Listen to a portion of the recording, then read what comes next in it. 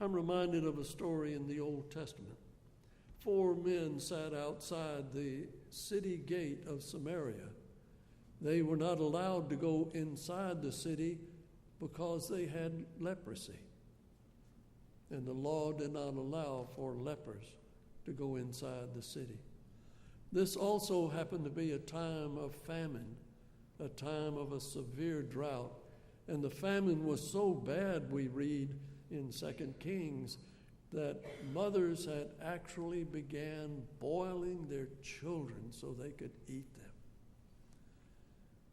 It also happened to be a time when the Israelites were at war with the Arameans. And the 4 men sitting outside the city gate said to one another, if we just sit here, we're going to die. Nobody can give us food because there isn't any food in this drought. And if we try to go inside, they'll kill us because we're leprous and we can't go inside the city. Why don't we just go over to the Aramean camp? They may kill us over there, but if not, we shall live. And so at twilight, they decided they would go. As they approached the camp, they did not see any of the Arameans there. And as they got closer, they still didn't see any of the Arameans. They dared to go inside, and there was not a single person there. The Arameans apparently had feared an attack by the Israelites because they seemingly had left in a hurry, leaving behind all their supplies, all their food, even all of their money. And the 4 men ate and drank their fill. At first they hid the money, thinking that they would come back later and get it. But then one of them said, what we are doing is not right. This is a day of good news, and we're keeping it to ourselves. Let us go back and tell the king.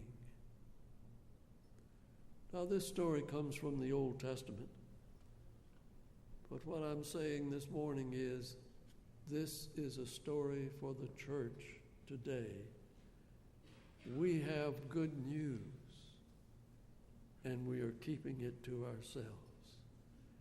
The good news that the lepers had was that we have found an empty camp. The enemy has left. They've deserted.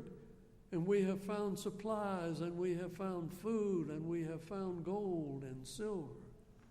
The good news that we have to share is the gospel of Jesus Christ.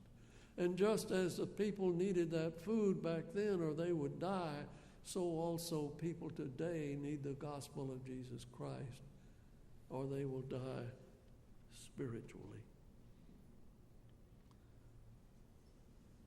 God had used Rigby. He had used Alexander White. And he had used the church there at St.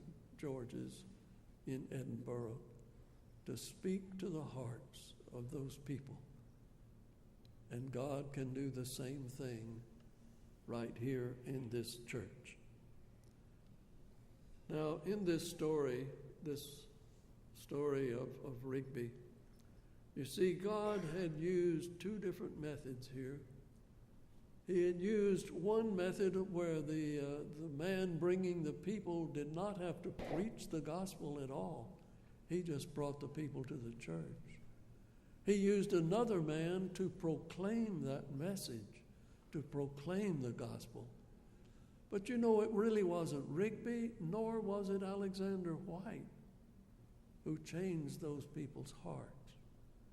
What they did was to bring the people to Christ, and Christ changed their hearts.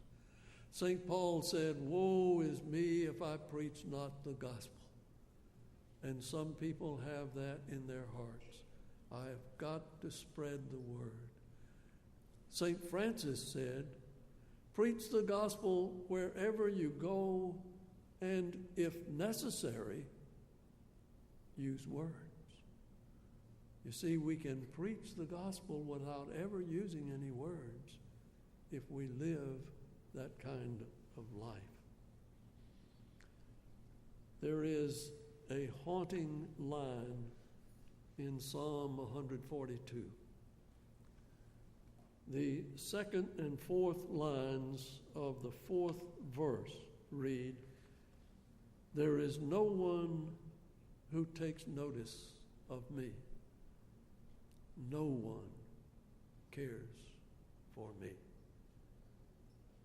Imagine how that would feel.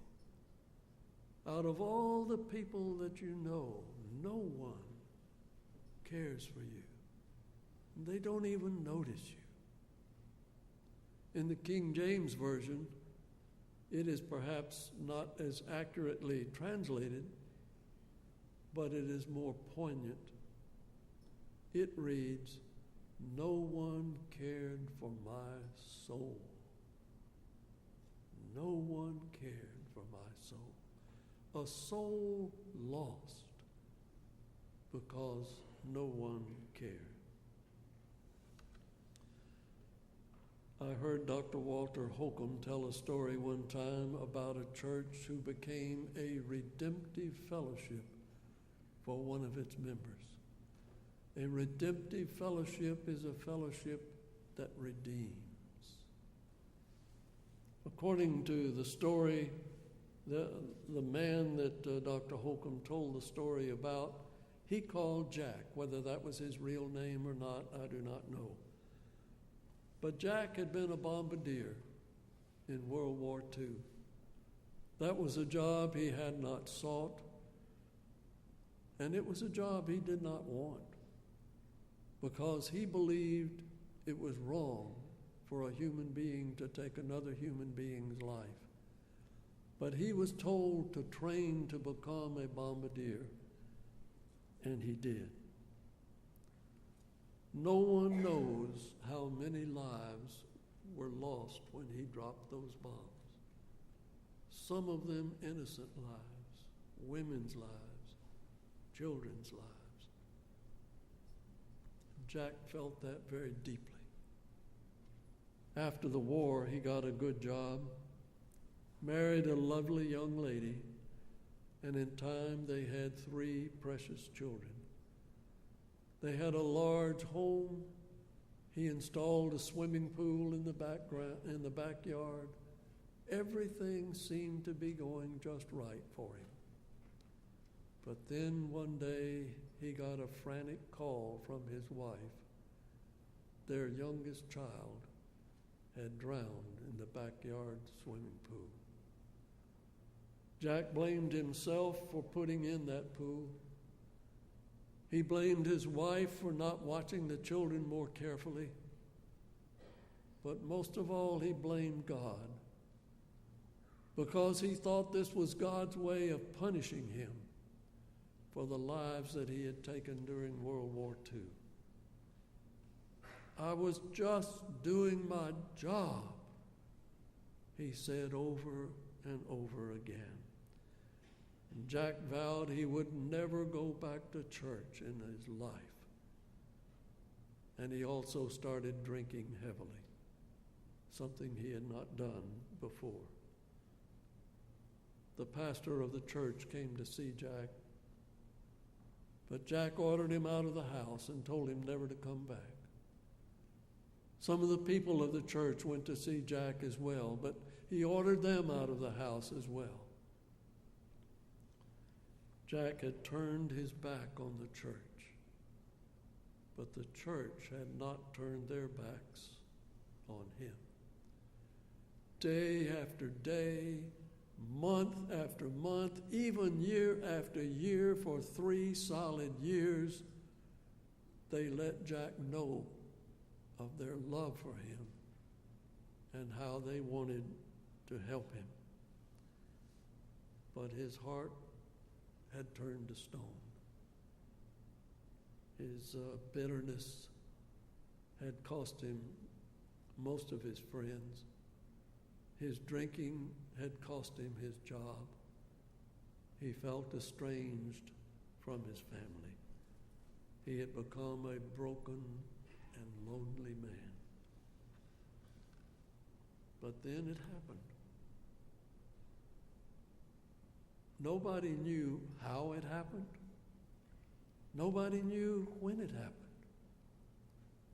But somehow the church got through to Jack. And he realized that the only people that had loved him through all of this were the very people that he had turned his back on. His own family and the members of the church. So after 3 years, he and his wife and their 2 lovely children went to church. At first, he felt rather awkward going back into the church, but he was met with such loving, open arms that soon it felt as if he had never been away. And when asked, "How do you feel about the church now?" Jack replied in one word, "Whoopee." Dr. Holcomb said that was the most religious whoopee that had ever been whooped. That's the church, you see, as a redemptive fellowship. That's the church as God envisioned it. That's the church that this congregation and my congregation back home can be. Catching people for Christ, you see, does not always have to be about bringing in new members. It can be restoring to health someone who has been embittered. And if that person has been embittered against God and against the church, what an opportunity we have to minister to that person. Well, where are these people? Who are they? How will I know them? Jesus said, "Come with me out to the deep water, and I will show you where the fish are. From now on, you will be catching people."